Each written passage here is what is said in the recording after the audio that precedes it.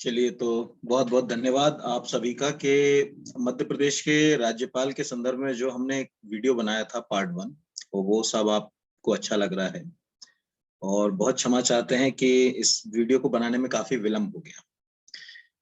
चलिए शुरू करते हैं। तो पहला जो वीडियो हम लोगों ने जो देखा था, उसमें हमने देखा था कि मध्य प्रदेश के गठन के बाद श्री पट्टभी सीतारमैया से लेकर भाई महावीर तक मध्य प्रदेश में कितने राज्यपाल हुए हैं, उन राज्यपालों के कार्यकाल से संबंधित उपलब्धियों को हम बात कर चुके थे। आज का जो वीडियो है वो आज 23 जनवरी 2022 तक की स्थिति में हम देख रहे हैं। मतलब श्री राम प्रकाश गुप्ता से लेकर श्री मंगू भाई पटेल तक जो राज्यपाल हुए हैं, आपको दिख रहा होगा लेफ्टिनेंट कृष्ण मोहन सेठ, बलराम जाखड़, श्री रामेश्वर ठाकुर और अन्य जो राज्यपाल हैं, इन सबसे संबंधित उपलब्धियों पर जो है वो हम आज बात करेंगे। तो चलिए करते हैं शुरू आज का वीडियो और इन राज्यपालों से संबंधित उपलब्धियों को भी देखते हैं। तो आज का जो पहला अगर हम बात करें नाम है हमारे सामने, वो है राम प्रकाश गुप्ता। भाई महावीर के बाद राम प्रकाश गुप्ता जो है वो 2003 में मध्य प्रदेश के गवर्नर बने और 2003 से 2004 तक ही वो गवर्नर के पद पर रहे और पद पर रहते हुए ही उनका जो है वो निधन हो गया। तो एक तो यही प्रश्न जो है वो कई बार पूछ लिया जाता है कि निम्न में से किस गवर्नर का पद पर रहते हुए जो है वो निधन हो गया था। उत्तर प्रदेश की राजनीति में आप एक अच्छा चेहरा थे, बड़ा चेहरा थे, क्योंकि उत्तर प्रदेश में शुरुआत में 1967 में वो डिप्टी चीफ मिनिस्टर के भी पद पर रहे और उत्तर प्रदेश के पहले डिप्टी चीफ मिनिस्टर भी जो है वो आप उनको मान सकते हैं। हालांकि मैं आप सबको ये बता दूं कि डिप्टी चीफ मिनिस्टर जैसा कोई पद संवैधानिक नहीं है। राज्य में प्रशासनिक गतिविधियों के लिए जो है वो इस तरह के पदों को सृजित कर लिया जाता है। बाकी इसके बारे में कहीं कोई संवैधानिक जो है वो प्रावधान जो है वो हमको देखने को नहीं मिलता। तो दो तीन ही प्रश्न आएंगे। एक तो वो किस राज्य के मुख्यमंत्री थे, तो हमको यहाँ दिख रहा है कि वो उत्तर प्रदेश राज्य के जो है वो मुख्यमंत्री थे। उत्तर प्रदेश में वो चीफ मिनिस्टर भी रहे, हालांकि उनका जो चीफ मिनिस्टर का कार्यकाल है वो बहुत लंबा नहीं रहा। आप यहाँ देख पा रहे होंगे कि उनका जो चीफ मिनिस्टर के पद पर कार्यकाल रहा वो केवल 11 महीने का रहा। हाँ, उत्तर प्रदेश में कई पदों पर रहे, जैसे अगर कहा जाए उत्तर प्रदेश प्लानिंग बोर्ड में वो डिप्टी चेयरमैन के पोस्ट पर रहे, या अगर कहा जाए उत्तर प्रदेश में वो एजुकेशन मिनिस्टर के पद पर भी रहे। डिप्टी सीएम तो मैंने आपको बता ही दिया है। इस तरह से अगर कहा जाए, ये हम कह सकते हैं कि वो एक अच्छा जो है वो चेहरा यूपी में जो है वो थे और 2004 में पद पर रहते हुए उनका निधन हो गया। अब जनरली गवर्नर का पद पर रहते हुए निधन होता है तो निश्चित रूप से हम एक्टिंग गवर्नर अपॉइंट करते हैं जो कि हाईकोर्ट के चीफ जस्टिस होते हैं। लेकिन मध्य प्रदेश में उस समय थोड़ा सा एक ये भी समस्या थी कि 2004 में मई के महीने में जिस समय इनका निधन हुआ, उस समय हाईकोर्ट का जो चीफ जस्टिस का पद था वो भी खाली था। अब क्या करें साहब?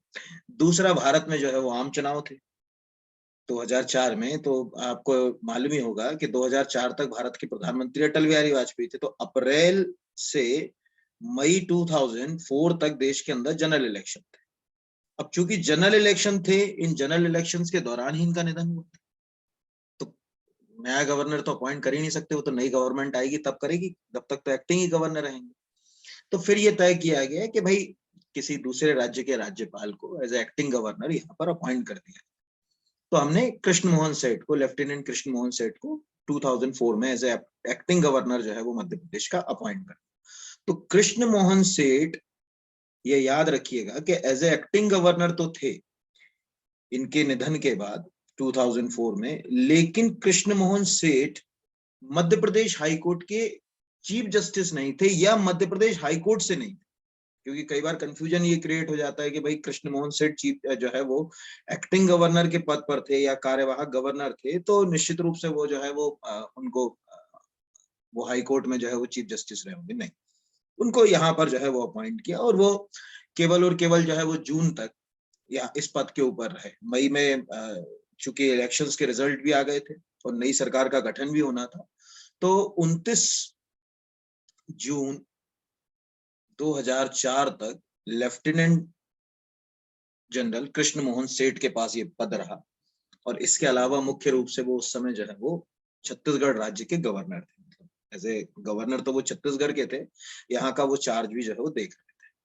और इधर क्या हुआ कि सरकार भी जो है वो बदल गई। 2004 के जो इलेक्शंस के रिजल्ट्स आए, उसमें भारत में जो है वो यूपीए गवर्नमेंट का गठन हो गया। मनमोहन सिंह जी जो है वो देश के प्रधानमंत्री बने, और हम सब जानते हैं कि 2004 से 2014 तक जो है वो भारत में यूपीए की गवर्नमेंट रही, यूनाइटेड प्रोग्रेसिव अलायंस की जो है वो गवर्नमेंट रही, और उसको लीड कर रहे थे मनमोहन सिंह। तो जैसे ही वहां पर जो है वो सरकार जब बदली, तो सरकार के बदलने के बाद भाई अब गवर्नर, स्वाभाविक सी रूप से गवर्नर को जो है वो अपॉइंट किया जाना था। तो फिर जो है वो अब गवर्नर को अपॉइंट करने की प्रक्रिया शुरू हुई, और फिर जो है वो बलराम जाखड़ को जो है वो मध्य प्रदेश का जो है वो गवर्नर अपॉइंट किया। तो अगले जो गवर्नर हैं हमारे मध्य प्रदेश के, वो 2004 में यानी 30 जून को अपॉइंट हुए, और 2009 तक वो गवर्नर रहे। अच्छा खासा 5 वर्ष का ही कार्यकाल आपको यहाँ पर दिख रहा होगा। बलराम जाखड़ के बारे में सबसे जो इम्पोर्टेंट बात है वो ये है कि मध्य प्रदेश के गवर्नर से पहले वो कई ऐसे संवैधानिक पदों पे रहे हैं जिनसे उनकी अपनी एक अलग पहचान थी। एक्चुअल वो थे पंजाब से यहाँ पर, तो एक तो पंजाब की राजनीति में भी वो बहुत एक बड़ा सा जो है वो चेहरा थे, लेकिन पंजाब की राजनीति से ज्यादा जो वो बड़ा चेहरा थे केंद्र में। केंद्र में कैसे कि जब मनमोहन सिंह की गवर्नमेंट थी, उसके पहले आपको मालूम होगा सबसे चर्चित जो कांग्रेस गवर्नमेंट थी वो पीवी नरसिम्हा राव की थी 91 टू 96। ठीक है, उसके बाद फिर जो है वो अटल जी की सरकार आ गई थी। तो जब पीवी नरसिम्हा राव गवर्नमेंट थी 91 में, तो उस गवर्नमेंट में वो यूनियन एग्रीकल्चर मिनिस्टर थे, और अभी तो आपको मालूम है कि एग्रीकल्चर मिनिस्ट्री कितनी चर्चा में रहती है। तो 91 से 96 का जो समय है as a union agriculture minister या केंद्रीय जो है वो कृषि मंत्री के रूप में हम बलराम जाखड़ का याद रखें, वो बहुत ही ज्यादा एक इंपॉर्टेंट जो है वो क्वेश्चन हो सकता है, एग्जाम पॉइंट ऑफ व्यू से आपको पूछा जा सकता है। दूसरा कि इसके अलावा और किस पद पर थे, तो इसके अलावा जिससे उनकी जो आइडेंटिटी है, या जनरली पॉलिटिकल साइंस में भी वो क्वेश्चन जो है वो आपको याद रखना चाहिए एमपीपीएससी के अलावा भी, बलराम जाखड़ लोकसभा के स्पीकर के पद पर भी रहे, और वो थोड़े बहुत समय के लिए स्पीकर के पद पर नहीं रहे, वो लगभग 10 साल के लिए जो है वो स्पीकर के पद पर रहे। तो आपको ये याद रखना है कि एज ए 1980 यहाँ जैसे अगर लिखा हुआ है कि स्पीकर ऑफ 8th लोकसभा यहाँ पर, तो वो यहाँ पर, और elected as a speaker of 7th Lok Sabha, तो हमें दिख रहा है कि वो 7th और 8th लोकसभा में यानी 1980 जनवरी 1980 से नवंबर 1989 तक लोकसभा के स्पीकर के पद पर रहे। ठीक है, और अब स्पीकर के पद पर रहे तो चलो ठीक है भैया, स्पीकर के पद पर रहे तो कौन सी बड़ी बात है इसमें? नहीं, इसमें सबसे बड़ी बात यह है कि हिंदुस्तान के इतिहास में जब से लोकसभा का गठन हुआ 1952 में, जब हमारी मई 1952 में जब हमारी पहली लोकसभा का गठन हुआ, उससे लेकर आज 2022 तक की स्थिति में अगर हम लोकसभा के स्पीकर्स की लिस्ट देखें, यानी पहले स्पीकर जो जीवी मावलंकर थे, गणेश वासुदेव मावलंकर थे, वहां से लेकर अगर हम अभी लास्ट में ओम बिरला तक के जो स्पीकर के पद देखें, तो इसमें यही एक स्पीकर ऐसे रहे जिन्होंने 2 लगातार लोकसभा में जो है वो 10 साल तक, ठीक है, जनवरी से आपको दिख रहा होगा, जनवरी टू जनवरी अगर 1989 तक आए तो ये तो 9 साल हो गए, नवंबर तक यानी मोटा मोटा 10 साल तक ये लोकसभा के स्पीकर के पद पर रहे। ये एक इनके साथ जो है वो बड़ी उपलब्धि। तीसरा आपको यहाँ पर एक लाइन और दिख रही है, ये जो है ये तो आप नोट कर ही लीजिएगा, आएगा ही आएगा, कि वर्ल्ड हिंदी जो कांग्रेस थी उसमें यह लिखा हुआ chairman of 3rd world Hindi Congress conference.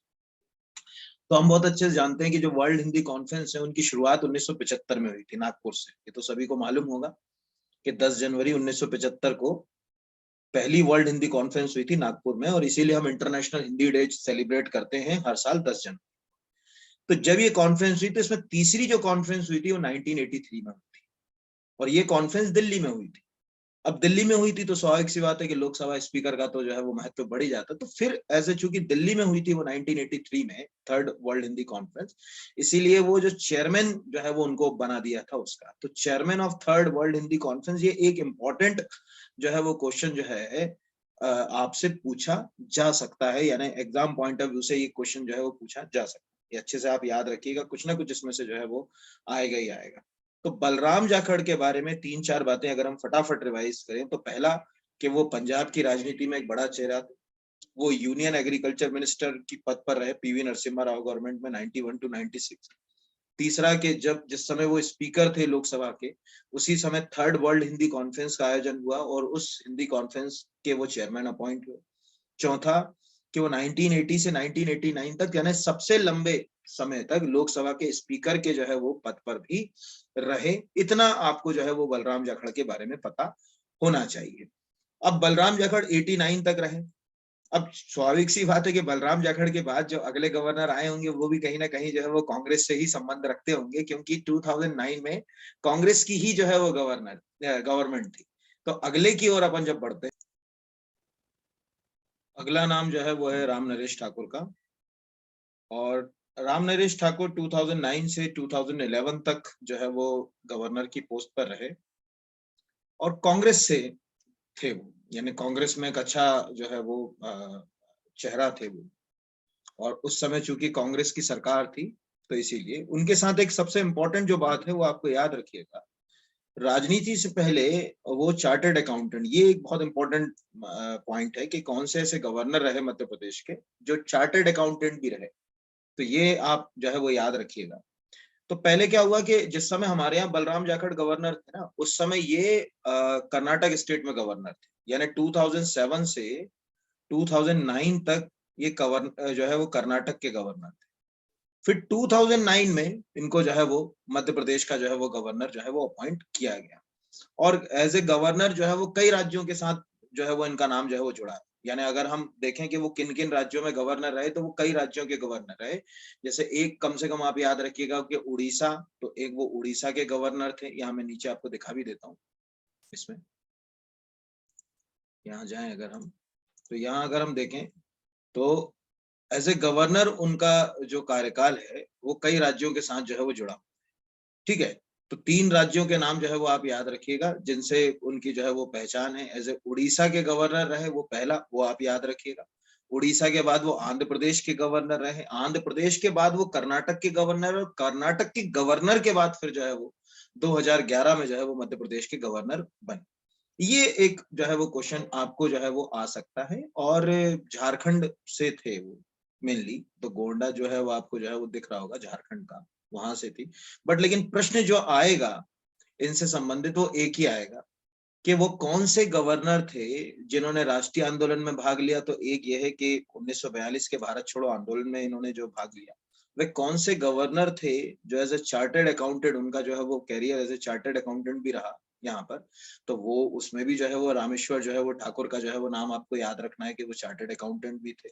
और मध्य प्रदेश के गवर्नर बनने से पहले वो कितने राज्यों में राज्यपाल के पद पर रहे, तो आपको बताना है कि उड़ीसा में भी रहे, आंध्र प्रदेश में भी रहे और कर्नाटक राज्य में भी उनके पास जो है वो राज्यपाल का पद था। उसके बाद फिर जो है वो 2009 से 2011 तक उनको जो है वो मध्य प्रदेश का जो है वो राज्यपाल नियुक्त किया गया। तो इतने प्रश्न जो है वो इनसे संबंधित आएंगे। फिर 2011 में जब इनका मतलब इनके स्थान पर राम नरेश यादव को जो है वो लाया गया। अब राम नरेश यादव, तो यहाँ अगर हम राम नरेश यादव पर जाएं, राम नरेश यादव की सबसे बड़ी विशेषता ये थी कि वो उत्तर प्रदेश की राजनीति में एक अच्छा खासा जो है वो नाम थे और 16 गवर्नर थे हमारे। और 2011 से 2016 यानी इनका जो कार्यकाल है वो मतलब अच्छा कार्यकाल हम मान सकते हैं कि 2016 तक जो है वो इनका कार्यकाल जो है वो था। और मतलब अपने कार्यकाल के अंतिम समय में ये ठीक है अस्वस्थ भी रहे और उसके बाद फिर 2016 में ही इनका जो है वो निधन भी हो गया था। लेकिन पद पर रहते हुए इनका निधन नहीं हुआ, ये याद रखिए। कई बार ऐसा कंफ्यूजन भी हो जाता है कि भाई जो है वो यहाँ पर अगर कहा जाए कि सीधे पद पर रहते हुए निधन हुआ था कि पद पर रहते हुए निधन नहीं हुआ था, ये भी एक जो है वो प्रश्न जो है वो आपसे जो है वो पूछा जा सकता है। तो वो बीमार रहने लगे थे। हालांकि ये है कि उस समय तक किसी दूसरे को हमने जो है वो चार्ज जो है वो नहीं दिया था। तो हम ये एक अगर प्रैक्टिकली अगर कहें तो हम ये मान सकते हैं कि बीमार रहने के दौरान वो पद से हट गए और उसके बाद जो है वो पद जो है वो एक एक्टिंग गवर्नर को दे दिया गया। और एक्टिंग गवर्नर चूंकि गवर्नर नहीं होता तो उस समय उनको गवर्नर ही आप मान सकते हैं। तो अब राम नरेश यादव में जो है वो आपको क्या याद रखना है, 3 बातें आपको राम नरेश यादव की जो है वो याद रखना है। जो एग्जाम पॉइंट ऑफ व्यू से आपको जो है वो पूछी जाएंगी। नंबर 1 कि वो किस राज्य में जो है वो मुख्यमंत्री रहे, तो उत्तर प्रदेश राज्य में जो है वो मुख्यमंत्री रहे। यानी एग्जाम में तो एक यही जो है वो सबसे इंपॉर्टेंट जो है वो प्रश्न पूछा जाएगा कि वह किस राज्य के जो है वो मुख्यमंत्री थे, तो उत्तर प्रदेश के मुख्यमंत्री थे। नंबर 2, मध्य प्रदेश के अलावा जो है वो किस राज्य के गवर्नर रहे, यहाँ पर अगर कहा जाए तो मध्य प्रदेश के अलावा उनके पास छत्तीसगढ़ का एक्टिंग गवर्नर का भी चार्ज था। एक्टिंग, ध्यान रखिएगा, सीधे गवर्नर नहीं बोलेंगे, ठीक है, छत्तीसगढ़ के एक्टिंग गवर्नर के पद पर जो है वो रहे। ये भी एक जो है वो अगर कहा जाए कि इंपॉर्टेंट क्वेश्चन जो है वो हो सकता है। इसके अलावा उनसे संबंधित कोई मुझे नहीं लगता कि जो है वो प्रश्न जो है वो पूछा जाएगा। तो बस ये है कि 2016 तक। हाँ, इसके बाद जिनके हाथ में एक्टिंग गवर्नर का चार्ज है, वहां से क्वेश्चन जो है वो जरूर आपको एग्जाम में आएगा। क्यों? क्योंकि ओपी कोहली जो थे, जब उनको जो है यानी ओम प्रकाश कोहली, उनको जब एडिशनल चार्ज दिया और वो as a additional charge as a acting governor रहे, तो वो एक इतना लंबा कार्यकाल था उनका कि एक प्रश्न, ये सिंपल प्रश्न पूछा जाता है, कई बार आपने देखा होगा कि कोई पूछता है कि भाई मध्य प्रदेश, यहाँ आपको दिख रहा होगा the longest serving acting governor, तो ओपी कोहली 16 महीने 14 दिन, ठीक है। The shortest serving acting governor justice GP Singh 6 दिन। ये जो प्रश्न है ये केवल और केवल जो है वो आपको पूछा जाएगा ओपी कोहली के बारे में। तो ओपी कोहली उनके जस्ट बाद जो है वो यानी 2016 में 8 तारीख को, या अगर कहा जाए 8 सितंबर को 2016 में उनको अपॉइंट कर दिया गया। शुरू में जो है वो उनको जो है वो एक्टिंग गवर्नर का जो है वो चार्ज दिया गया, ठीक है। फिर जो है वो एडिशनल गवर्नर की तरह वो काम करने लगे। अब एडिशनल गवर्नर की तरह का जो है वो कंसेप्ट समझिए, एक्चुअल क्या था कि ये जो है गुजरात राज्य के गवर्नर थे। ओम प्रकाश कोहली कोई पूछेगा कि भाई किस राज्य में गवर्नर थे, तो ये 2014 से 2019 तक गुजरात के गवर्नर थे, ध्यान रखिए। 2014 से 2019 तक गुजरात में एज ए गवर्नर रहे, और इसी दौरान उनको मध्य प्रदेश का भी जो है वो चार्ज मिला। तो यानी मध्य प्रदेश में वो सीधे, कोई कहता है कि क्या वो मध्य प्रदेश के गवर्नर ही थे? नहीं, उनके पास मध्य प्रदेश का जो गवर्नर का चार्ज था वो एज ए एडिशनल चार्ज। यहाँ पर अगर कहा जाए तो यहाँ आपको दिख रहा होगा appointed governor of Gujarat on 14 जुलाई 2014। तो 2014 में उनको वहां पर जो है वो गवर्नर जो है वो अपॉइंट किया गया, और इसी दौरान जो है वो मध्य प्रदेश में भी 2016 में उनको एडिशनल चार्ज जो है वो दे दिया गया। और आप में से जिनको ना मालूम हो, मैंने पिछले वीडियो में भी ये बात बताई थी कि हमारा संविधान अगर आप पढ़ें आर्टिकल 153, उसमें स्पष्ट बात लिखी हुई है कि भाई प्रत्येक राज्य के लिए एक राज्यपाल होगा। लेकिन जो 7th कॉन्स्टिट्यूशनल अमेंडमेंट था, जिससे नए राज्यों का गठन हुआ था, जिसको आप स्टेट रीऑर्गेनाइजेशन एक्ट के नाम से जो है वो जानते हैं, उसमें इस बात को भी साफ कर दिया गया। ये 3 लिखा हुआ है, इसका मतलब है कि ये किसी कॉन्स्टिट्यूशनल अमेंडमेंट से जोड़ा गया है। तो इसमें साफ लिखा हुआ है कि एक जो है वो राज्यपाल, एक से ज्यादा राज्यों का राज्यपाल जो है वो अपॉइंट किया जा सकता है, ऐसा नहीं कि नहीं किया जा सकता। तो ये 3 आप ये याद रखिएगा। ये जो है वो अगर कहा जाए कि इसको जो है वो जोड़ा गया था, और इसको किससे जोड़ा गया था? संविधान के 7वें संशोधन 1956 की धारा 6 के द्वारा। तो इस प्रकार हम कह सकते हैं, ये प्रश्न यहाँ तो सीधे नहीं आएगा, लेकिन आपको नॉलेज के लिए पता होना चाहिए कि भाई एक राज्यपाल, क्या एक से ज्यादा राज्यों का राज्यपाल हो सकता है? हाँ, हो सकता है। क्या संविधान में, मूल संविधान में प्रावधान था? नहीं साहब, मूल संविधान में तो केवल लिखा हुआ है कि प्रत्येक राज्य के लिए एक राज्यपाल। लेकिन जब 7वां संविधान संशोधन हुआ, नए 14 राज्यों का गठन हुआ, उसके बाद फजल अली कमीशन के बाद, तब उसके तहत जो है वो इस बात को जो है वो लाया गया कि एक राज्यपाल जो है वो एक से ज्यादा राज्यों का राज्यपाल रह सकता है। तो इस तरह से जो ओपी कोहली हैं, उनके पास एज ए एडिशनल अगर कहा जाए गवर्नर का चार्ज जो है वो रहा। उस समय जो है वो मध्य प्रदेश में जो है वो वर्तमान हमारे मुख्यमंत्री जी जो है वो शिवराज सिंह चौहान जी ही जो है वो मुख्यमंत्री थे, और उनके साथ सामंजस्य के साथ इन्होंने जो है वो कार्य किया। बाकी कोई बड़ी जो है वो अन्य उपलब्धि जो है वो नहीं है। टीचर थे, प्रोफेशन जो है वो शुरुआत में जो है वो एकेडमिक अगर आप पढ़े तो टीचर रहे वो यहाँ पर। तो ये लिखा हुआ है यहाँ पर कि was president of national democratic जो है वो टीचर्स जो है वो अगर कहा जाए कि फ्रंट, ये आ सकता है। राज्यसभा के मेंबर रहे, तो मुझे नहीं लगता कि ये प्रश्न जो है वो पूछा जाएगा कि राज्यसभा के मेंबर कब से कब तक रहे, वो इम्पोर्टेंट नहीं है। लेकिन गुजरात वाला जो है वो प्रश्न आपसे पूछा जा सकता है कि किस समय तक वो गुजरात के जो है वो गवर्नर के पद पर रहे। तो जो है वो 14 से 2019 तक वो गुजरात के गवर्नर रहे। और फिर 2018 में जो है वो गुजरात से ही हमको और जो है वो एक गवर्नर मिली, और ये मध्य प्रदेश की दूसरी महिला गवर्नर थी, सरला ग्रेवाल का। तो अब हमारी जो अगली गवर्नर है, यानी 2018 में आनंदी बेन पटेल को, या आनंदी बेन मफत भाई पटेल, आप पूरा नाम भी जरूर याद रखिएगा, श्रीमती आनंदी बेन मफत भाई पटेल जो है वो मध्य प्रदेश की जो है वो गवर्नर जो है वो अपॉइंट की गई। इनके साथ दो बातें हैं। पहला कि वो मध्य प्रदेश की गवर्नर भी रही, ठीक है, तो 2018 से 2019 तक वो एज ए गवर्नर रही, इसमें तो कोई दो राय की बात नहीं। दूसरा, वो मध्य प्रदेश में एज ए एडिशनल गवर्नर भी रही, मतलब उनके पास एडिशनल चार्ज भी रहा गवर्नर का। वो कैसे रहा उस पर भी अभी हम बात करेंगे। तो आनंदीबेन पटेल के बारे में दो बातें जो आपको याद रखना। एक तो वो गुजरात राज्य से थी, पहला। ओम प्रकाश कोहली वो भी गुजरात में ही थे उस समय। तो गुजरात की राजनीति से एक के बाद एक हमको लोग जो है वो मिलते गए। और जब वो गवर्नर बनी, इससे पहले सरला ग्रेवाल जो है वो मध्य प्रदेश की जो है वो पहली महिला गवर्नर अपॉइंट हो चुकी थी। और सरला ग्रेवाल के बारे में आप ये भी याद रखिएगा कि वो सबसे कम उम्र वाली भी जो है वो गवर्नर थी। क्योंकि ये भी जो है वो अगर आप एज बार के हिसाब से देखेंगे कि भाई सबसे ज्यादा जो है वो सबसे कम जो है वो एज किस गवर्नर की थी अपॉइंट होते समय, तो उसमें भी जो है वो आपको जो है वो सरला ग्रेवाल का नाम याद रखना है। तो दो अगर हम महिला गवर्नरों की बात करें और उसमें पहले और दूसरे देख रहे हैं, तो वो तो हमको ऐसे याद रहेगा कि हाँ भैया जो है वो सरला अग्रवाल जो है वो मध्य प्रदेश की पहली महिला गवर्नर थी, आनंदीबेन पटेल मध्य प्रदेश की दूसरी महिला गवर्नर थी। लेकिन अगर उम्र के हिसाब से बात करें, ठीक है, तो सबसे कम उम्र वाली, देखिए मैं आपको दिखाता हूँ, यहाँ एक फिगर लिखा भी हुआ है ऑफिशियल वेबसाइट पर। ये लिखा हुआ है the youngest governor on appointed Shrimati Sarla Grewal 61 year की एज में, और the eldest governor on appointment Ram Naresh Yadav 83 year की एज में। तो ये एक प्रश्न आपके लिए जो है वो पूछा जा सकता है। कई जो है वो उन्होंने किताबों की भी रचना करी समय समय पर, ठीक है। धरती, साधना, सखी जैसी पत्रिकाओं के लिए भी वो लेख लिखा करती थी। हालांकि इन किताबों में से मुझे नहीं लगता कि कोई जो है वो प्रश्न आपको जो है वो पूछा जाएगा।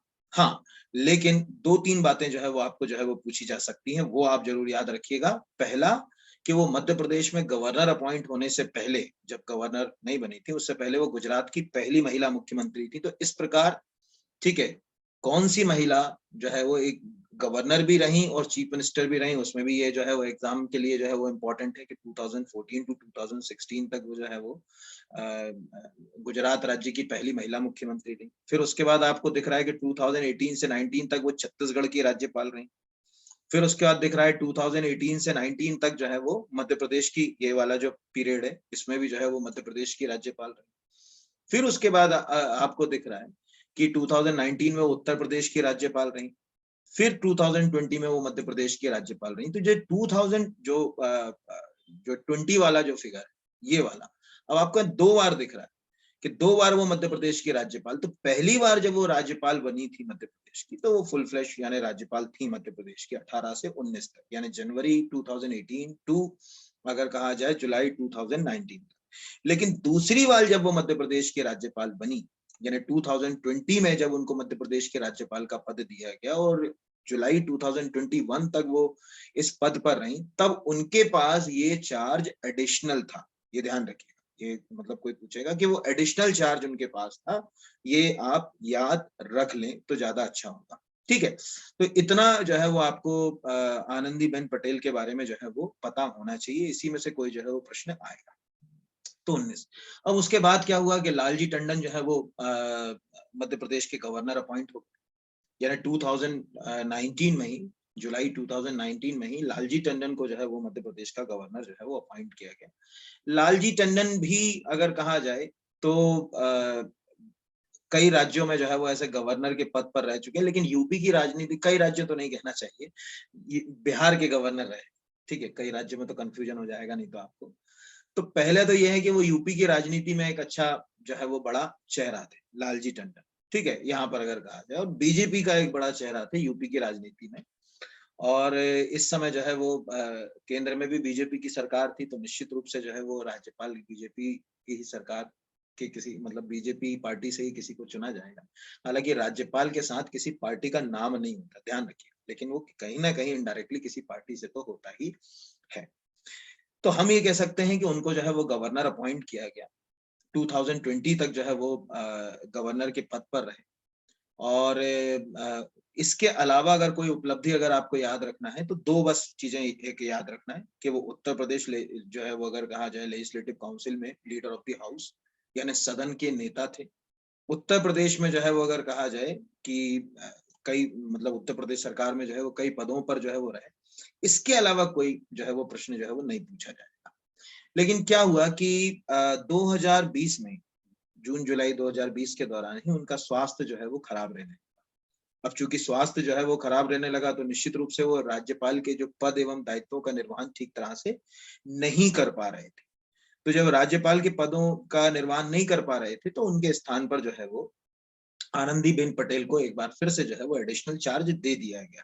तो ये आपको याद रखना है, ये एग्जाम पॉइंट ऑफ व्यू से ये जो प्रश्न है वो क्या आएगा वो समझिएगा कि जब लालजी टंडन गवर्नर थे मतलब मध्य प्रदेश के, तो खराब स्वास्थ्य के कारण, ठीक है, उनके स्थान पर जो है वो आनंदीबेन पटेल को जो है वो एक्टिंग गवर्नर का चार्ज दिया गया, एक्टिंग गवर्नर का। लेकिन उस समय जब खराब स्वास्थ्य था तब वो आनंदीबेन पटेल को नहीं दिया गया। 21 जुलाई 2019 को उनका निधन हो। अब जिस समय उनका निधन हो गया तब भी वो पद पे ही बने हुए थे, यानी लालजी टंडन का जो है वो पद पे रहते ही हुए निधन हुआ देखा जाए। और उसके बाद फिर जो है वो, क्योंकि देखिए लालजी टंडन का जो कार्यकाल माना जाता है उसको अपन इस तरह से समझे तो ज्यादा सही तरीके से समझ पड़ेगा।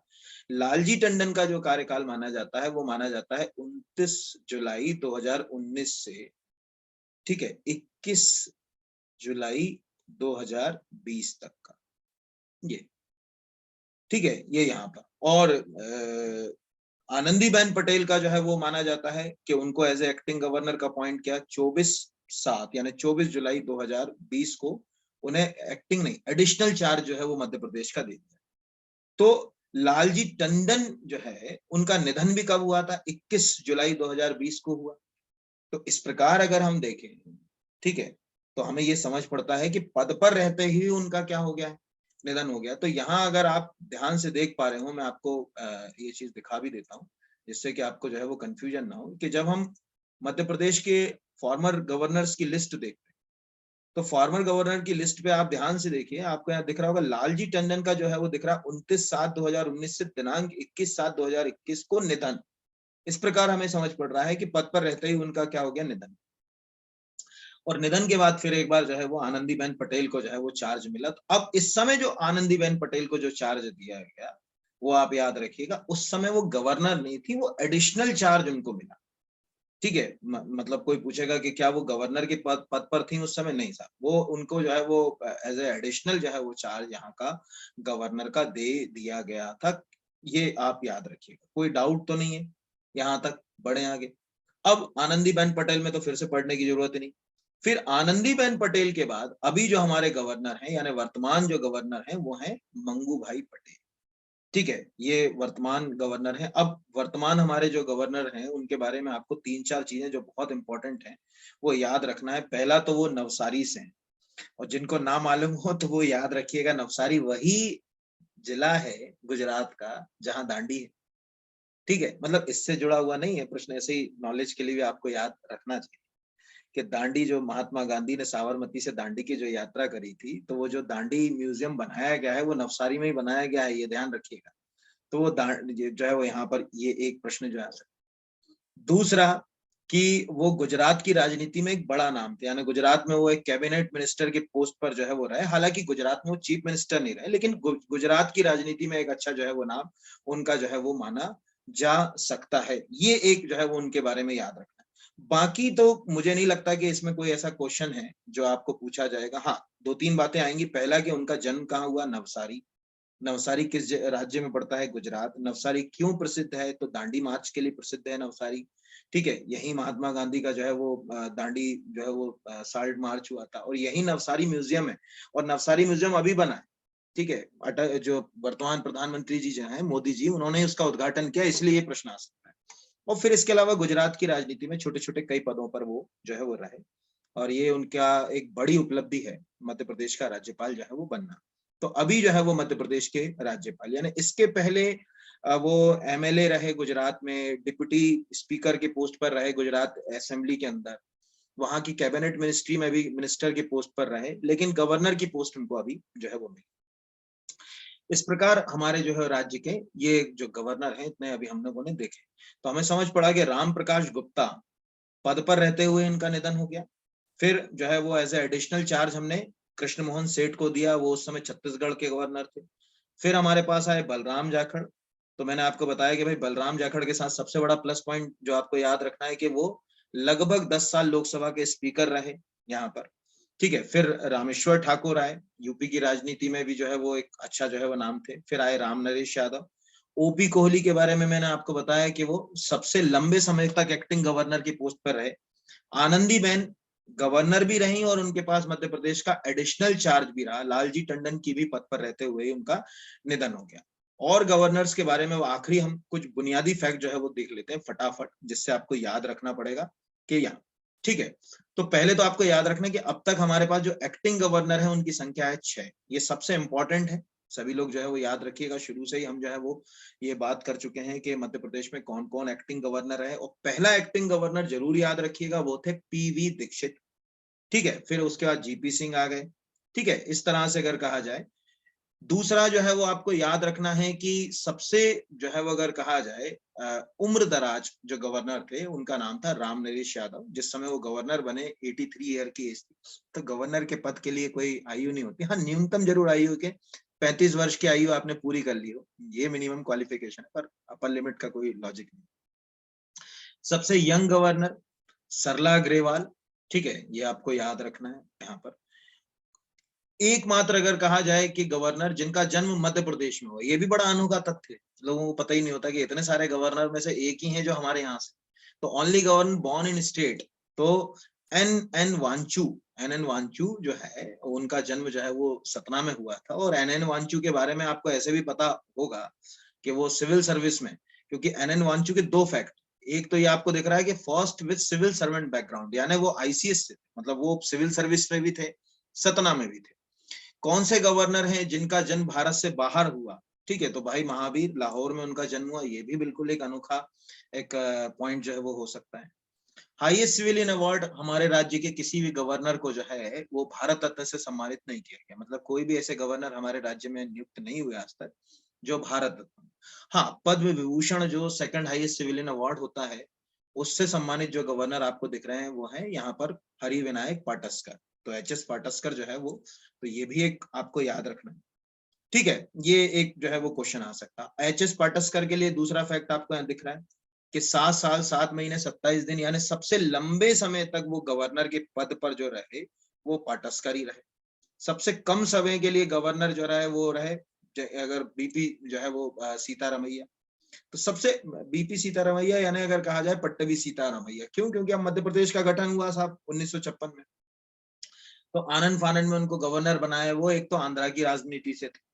तो फिर जो है वो अगले ही साल यानी जून 1957 में वो उनको जो है वो मध्य प्रदेश के गवर्नर पद से जो है वो हटा दिया था।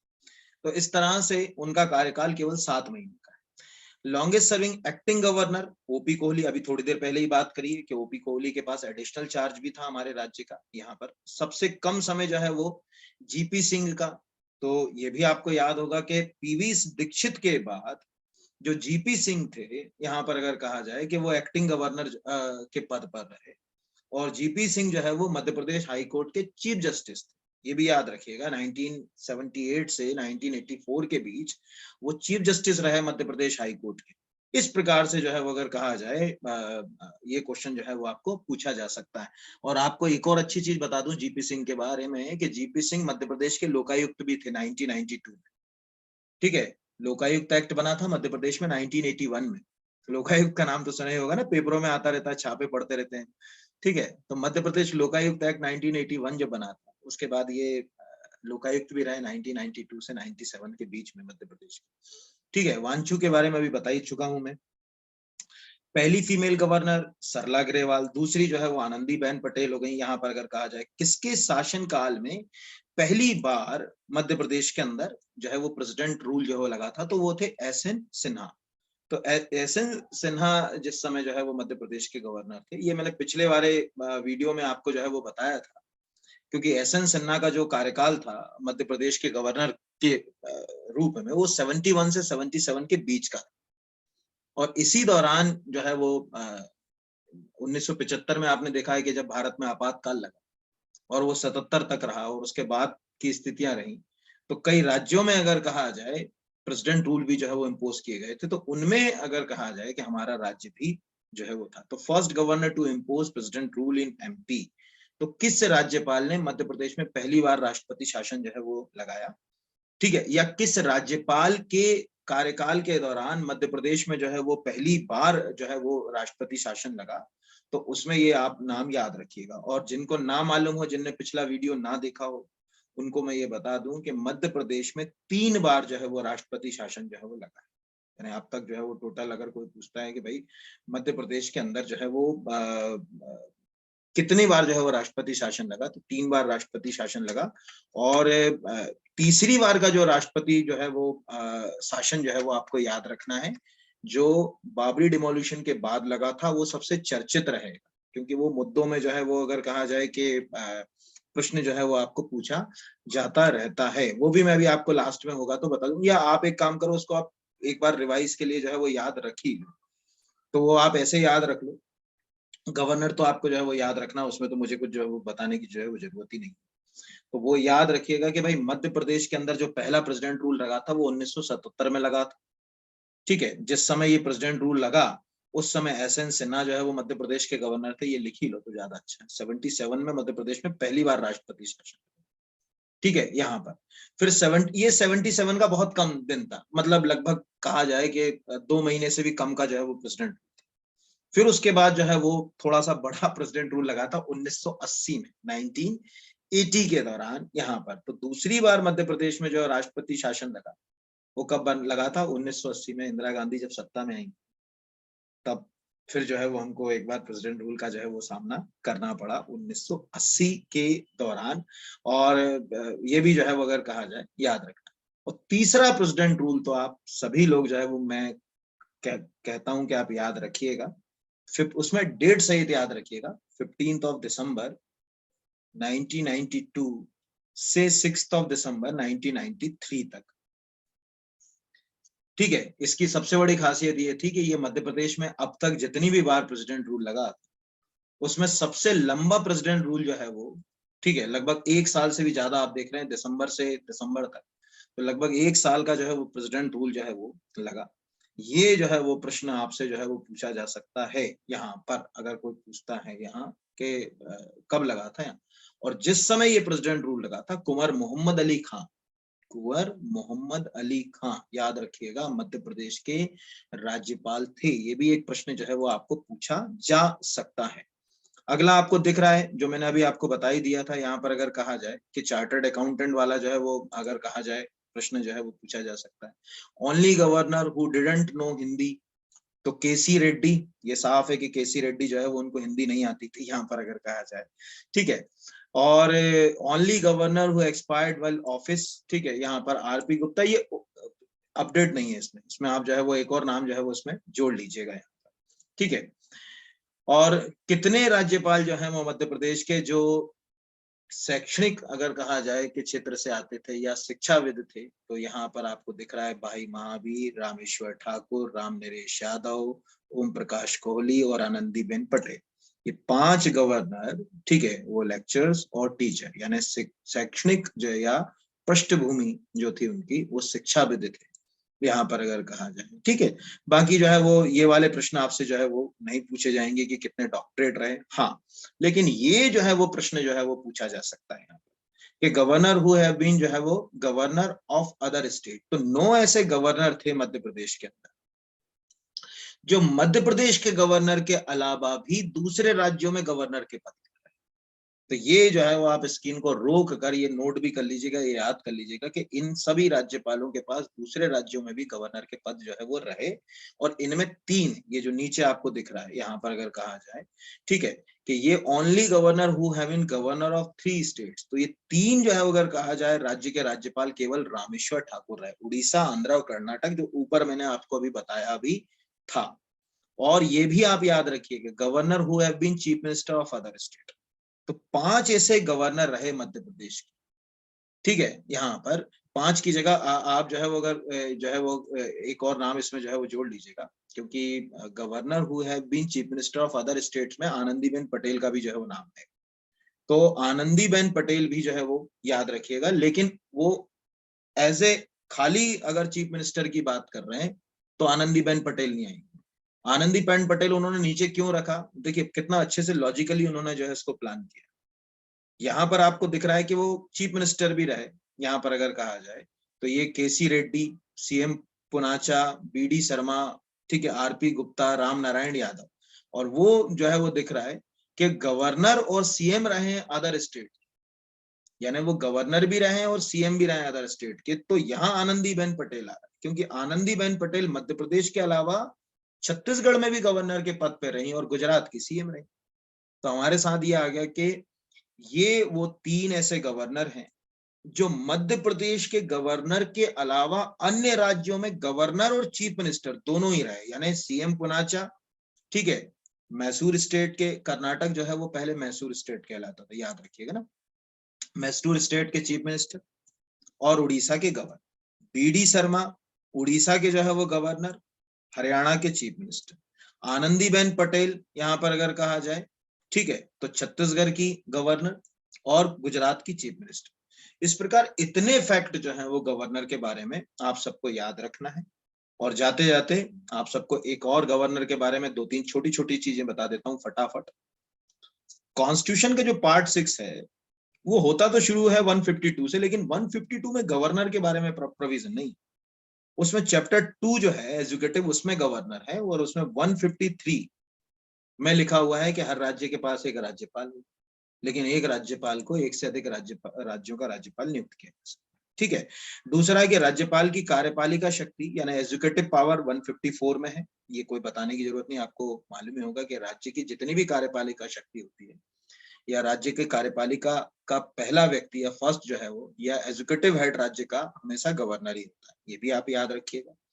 राज्यपाल की पदावधि के बारे में 156 में आप एक इंपॉर्टेंट बात याद रखिए, जनरली राज्यपाल की कोई पदावधि नहीं होती, वो प्रसाद पर्यंत यानी प्रेसिडेंट के प्लेजर पर होता है। इसलिए कई बार देखा जाता है कि केंद्र में जब सरकारें बदलती हैं तो राज्य के राज्यपाल भी बदल जाते हैं। लेकिन इसमें एक अच्छा क्लॉज है, वो आप याद रखिएगा 56, ये पीएससी वगैरह के एग्जाम में आएगा, बाकी एग्जाम्स में तो जो है यूपीएससी वगैरह में पूछा जा सकता है। 156 में जो 3 है, 156 क्लॉज 3 या इसका सबसेक्शन 3, इसमें लिखा है कि सामान्यतः स्थितियों में आप उसको 5 वर्ष की अवधि के लिए पद धारण कराओगे। ये एक जो है वो आपको याद रखना है।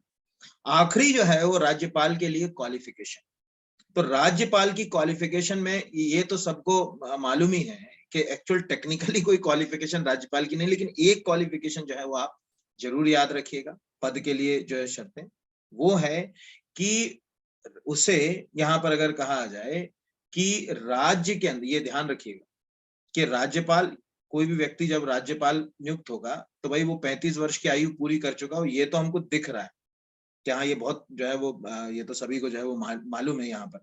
लेकिन ये जो लाइन है वो आपको याद रखना है कि वो राज्य विधानमंडल के किसी जो है वो सदन का सदस्य नहीं होना चाहिए, संसद के किसी सदन ने या किसी राज्य विधानमंडल के किसी सदन का कोई सदस्य जो है वो अगर कहा जाए, ठीक है, अगर मान के चलिए, ठीक है, उसको अपॉइंट कर रहे हैं तो ये मान लोगे कि उस दिन से वो पद पर नहीं है, यानी वो एज ए गवर्नर किसी दूसरे राज्य में एडिशनल गवर्नर तो हो सकता है, लेकिन किसी दूसरी कॉन्स्टिट्यूशनल पोस्ट जैसे किसी राज्य में कैबिनेट मिनिस्टर या केंद्र में कैबिनेट मिनिस्टर के साथ उसको एज ए एडिशनल गवर्नर का पद नहीं दिया जा सकता, या एज ए एमपी जो है वो अगर है और उसको गवर्नर का पद नहीं दिया जा सकता, तब जो है वो अगर कहा जाए ये मान लिया जाएगा कि वो उसने उस पद को क्या कर दिया है, रिक्त जो है वो कर दिया है। तो इतने जो है वो कम से कम आप जो है वो गवर्नर के बारे में याद रखिएगा। तो बहुत बहुत धन्यवाद आपका सभी का। और इसी तरह से अगर आप किसी और विषय के ऊपर भी जानकारी चाहते हैं तो बिल्कुल कमेंट बॉक्स में लिखिए। हम एक बार पुनः आपसे क्षमा चाहते हैं कि पार्ट 1 को हमने बहुत जल्दी बनाया, लेकिन उसके बाद पार्ट 2 को बनाने में बहुत समय लग गया। आज 23 जनवरी को हम इसको बना रहे हैं। तो कोशिश तो यही है कि आपको उन सूचनाओं तक ले जाएं जो एग्जाम में आपके लिए लाभकारी हो। और उम्मीद है कि अगर आप इसको बहुत ध्यान से सुनेंगे या लास्ट में जो मैंने आपको लिस्ट बताई है पूरी, उसको अगर आप नोट करेंगे तो गवर्नर से संबंधित कोई भी प्रश्न आपका एग्जाम में खराब जो है वो नहीं होगा। तो बहुत बहुत धन्यवाद आप सभी को।